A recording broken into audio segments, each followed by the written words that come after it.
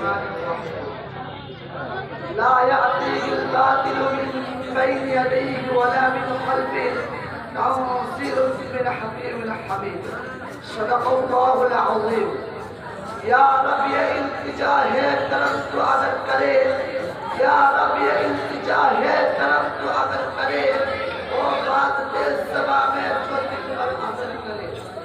میرے معزز اور میرے حاجز ساتھیوں اللہ جل جلالہ کا بے انتہا و فضل کرم ہے کہ اللہ پاک نے مجھے آپ حضرت کے سامنے کچھ کہنے کا موقع عنایت فرمایا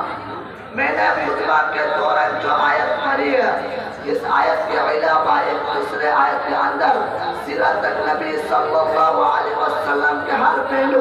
اور ہر گوشہ اس تمام کمال جمال کے ساتھ ایسا رکھ دیا ہے جیسے کوزے میں دریا رکھ دیا ہوں اور وہ آیت ہے وَمَا أَرْسَلْنَاكَ إِلَّا رَحْمَةً لِلْعَالَمِينَ اور ایک بات میں قبل تحقیق حقیقت ہے کہ رب کائنات کے بعد سب سے بڑے محسن نہ ہمارا والدین ہے نہ ہمارا دوست و احباب ہے نہ ہمارا ساتھی و ہمنشین ہے نہ ہمارے ہیروائن ہے بلکہ ہمارا سب سے بڑے محسن اور سارے انسانیت کا محسن جس کا چشمہ حج سے گلشان انسانیت میں زندہ بھی پائی کتنا یہ ہستی نے کبرا و شکل جیسا خطرناک طوفان سے چھٹکارا پایا شکرہ سجا کو پتگلا والے پیشانیوں کو ایک ہی معبود حقیقی کی برکھائی ہستی میں سجا لیس ہونے کا وصول سکھایا جس کا میرے مراد سرور کائنات فخر موجودات تاجدار فتحہ آسمان حرم سبی بوشر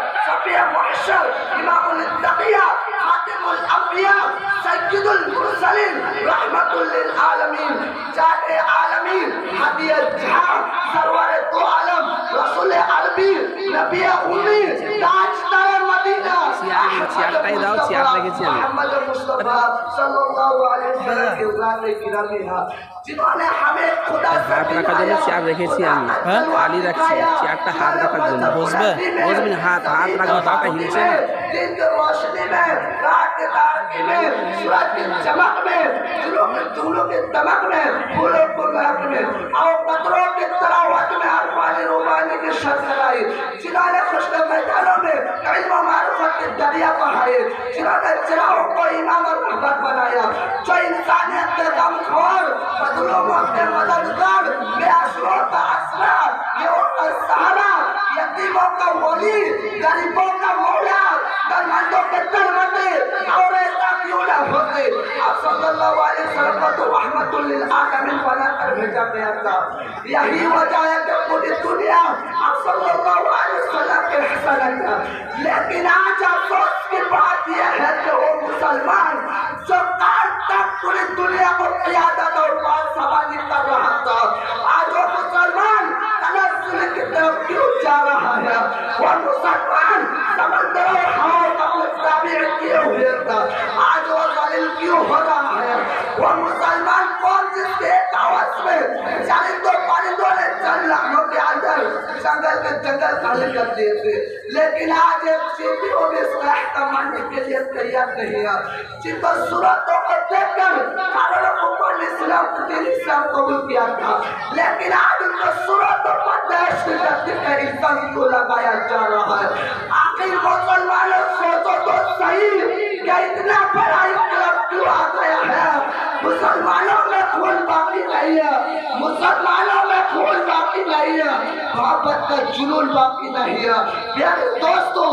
جب تک مسلمان نبی صلی اللہ علیہ وسلم کا طریقہ پتا تو ہے کامیاب تھا جب تک مسلمان نبی صلی اللہ صحابہ کرام رضی اللہ تعالی عنہ کا طریقہ پتا تو ہدایت پر گامزن تھا جب تک مسلمان قرآن و سنت کی روشنی میں فیصلہ کرتا رہا دنیا اس کے فیصلے کو مانتی رہی جب تک مسلمان نبی صلی اللہ علیہ وسلم کو طریقہ کو نہیں بھولا دنیا کی کوئی بیماری طاقت اس کا مقابلہ نہ کر سکے یہی وجہ تھی کہ وہ لوگ جب دنیا میں تھے تو کامیابی زندگی گزارے اور جب مرے تو کامیابی کی موت مرے اور جب مسلمان نبی کے طریقوں کو نہیں چھوڑا اور